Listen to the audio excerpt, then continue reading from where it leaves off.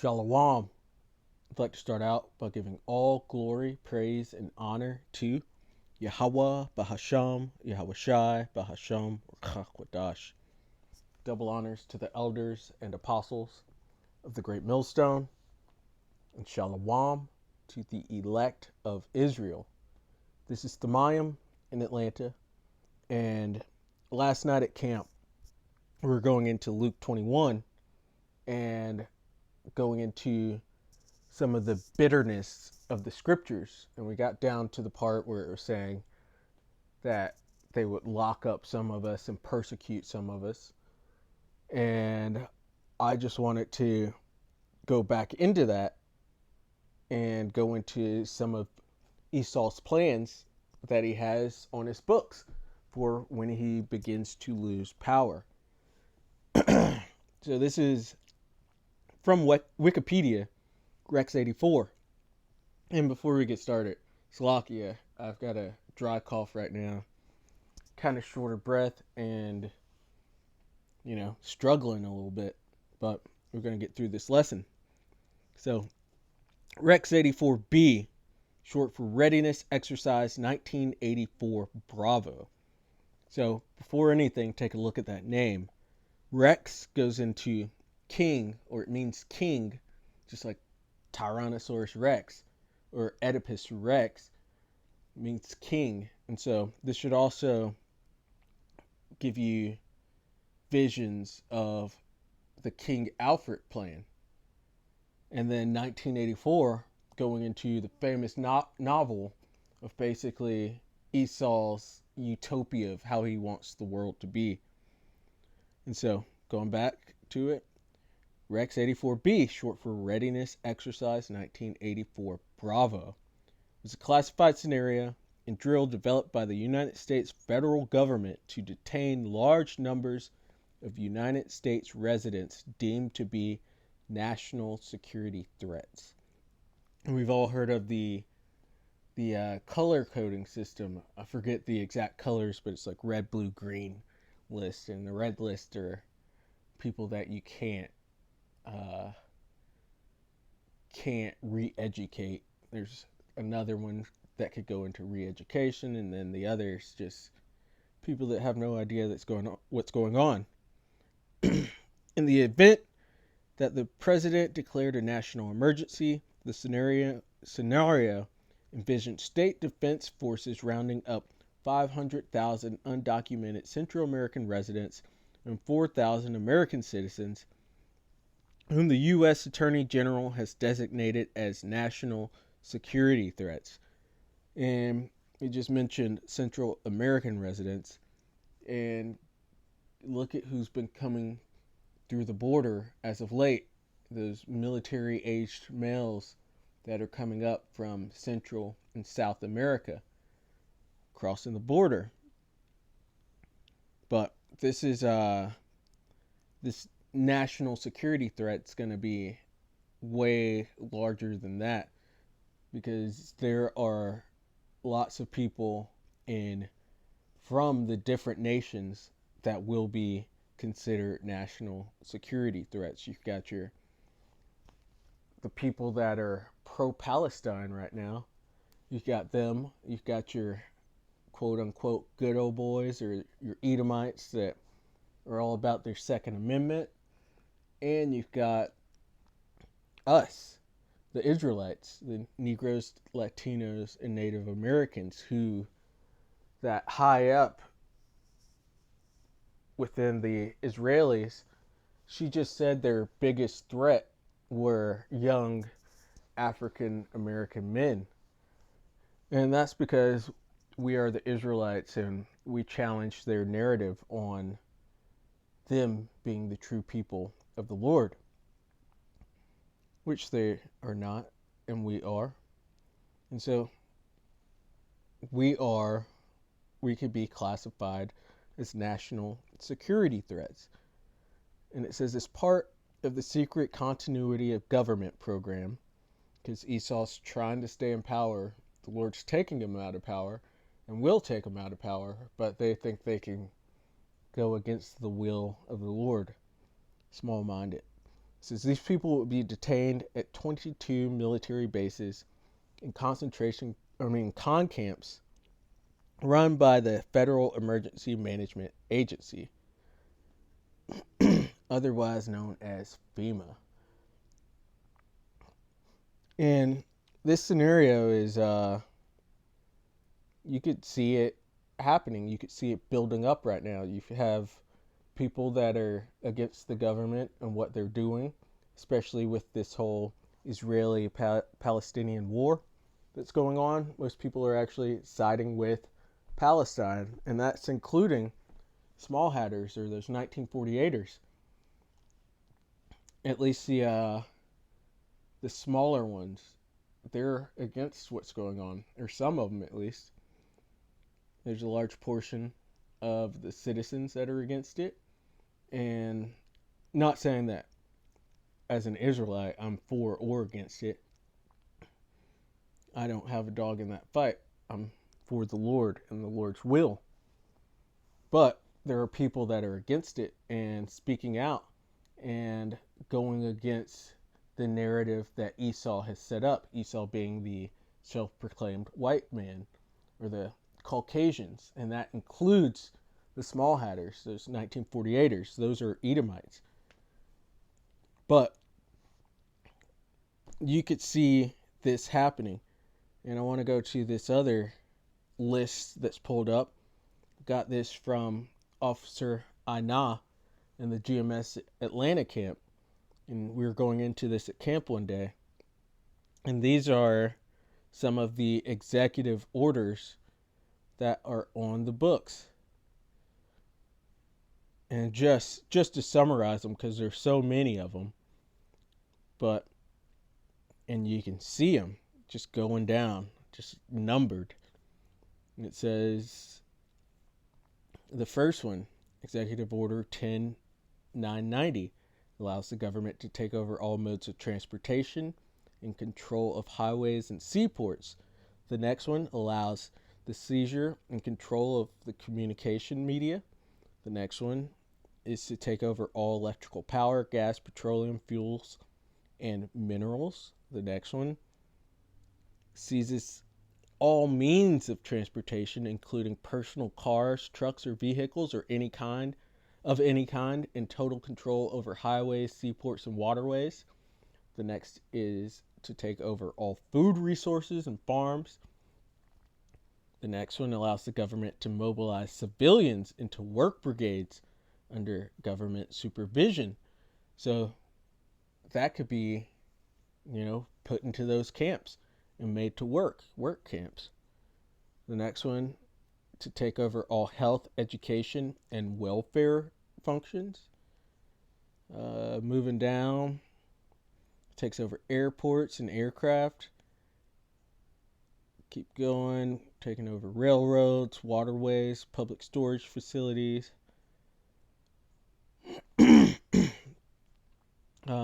This one grants authority to the Department of Justice to enforce the plans set out in executive orders to institute industrial support, to establish judicial and legislative liaison, to control all aliens, to operate penal and correctional institutions, that goes into those C camps or con camps, and to advise and assist the president.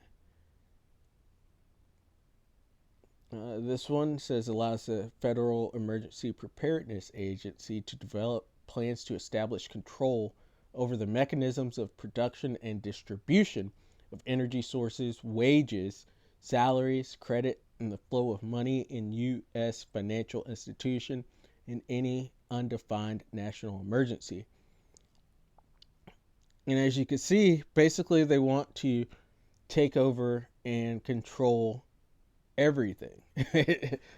And I'm not being light on that. It's everything. Take over your food, your transportation, the media, your education. It's everything. They want to take everything because they have a God complex and they aim to stay in control so that they can exercise that God complex. But the Most High is not going to have it. And so we get to our first scripture here at Revelation 12 and verse 12. It says, "Therefore rejoice, ye heavens, and ye that dwell in them. Woe to the inhabitants of the earth and of the sea." So the ones rejoicing are the elect and the angels. We're all rejoicing because this devil is about to go down. But woe going into destruction to the inhabitants of the earth. These are the friends of the world, particularly the Edomites, as well as the other nations and Israelites that are joined onto the system. It says, "Woe to them, to the inhabitants of the earth and of the sea, for the devil being the Edomites, the self-proclaimed white man, and especially their head, their lead, the small hatters, they are the devil. Devil meaning deceiver. And as you see, we live in a kingdom of lies.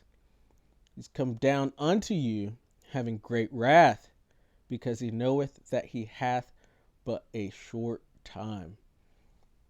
And so they are going to go crazy when their pride starts to fade, and they realize that they are coming out of power, and them coming out of power means they go down to the bottom. They're going to wreak havoc, and they have the blessing of the sword. Esau was given that blessing by Isaac. And so they've got all sorts of weapons and plans and tactics to round up people and to imprison them. There's a lot of wrath and blood that will be spilled when they do come down, because they are the sword of the Lord, and he's going to use them one last time to punish the inhabitants of the earth. Let's go to 16 and down here to 70. So 2nd Ezra chapter 16 and verse 70. "For there shall be in every place and in the next cities a great insurrection upon those that fear the Lord," that being the elect of Israel and the Israelites in general. It says, "They shall be like madmen, sparing none, but still spoiling and destroying those that fear the Lord." And so they're going to be running up in houses to take you out, to put you in those con camps. They're going to be rummaging through your goods. They're going to be ravishing wives, violating children, doing the worst. It says they shall be like madmen, sparing none, but still spoiling and destroying those that fear the Lord. For they shall waste and take away their goods and cast them out of their houses. And you could just imagine Esau in wrath, just raging and destroying everything. They were bloody people, so it's going to get bloody. But it says, "Then shall they be known, who are my chosen, and they shall be tried as the gold in the fire." And so this is just something that's written into the story, and it's going to have to happen, because it's this step or the Edomites coming down with that wrath, which will make the Most High strike back. He said he's going to lift a standard on these people, which I was going to save that for last, but let's go ahead and get that one.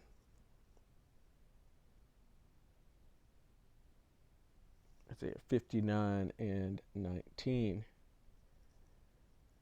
says, Isaiah 59 and 19, "So shall they fear the name of the Lord Yahweh from the west, and his glory from the rising of the sun. When the enemy shall come in like a flood," that being the devil, that being the Edomites, the so-called Caucasians, they're going to go crazy when they realize their time is up. "The Spirit of the Lord Yahweh Ba'ashem Yahushai shall lift up a standard against him. And we're hoping that standard is just going into a military standard.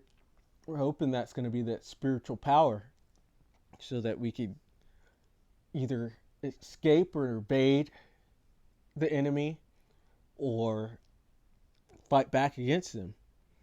We look forward to that standard. We look forward to Esau making his move, because we got to get through all this bad part, this bitter part, for the good part, the kingdom of heaven to come, and for the spiritual powers, for the everlasting life, the immortality, for the second covenant to be put into our inward parts, for the return of Yahweh Shai. And so, really, even though some of us are going to be martyrs, some of our houses are going to be spoiled, some of us are going to be pilgrims on the earth, evading and getting away from this devil. Even though these bitter and bad parts of the scriptures come up, are going to happen, we look forward to it, because that's what's going to lead to the good part. This devil needs to make his move so that the Most High can make his move. And so there's nothing to be afraid of.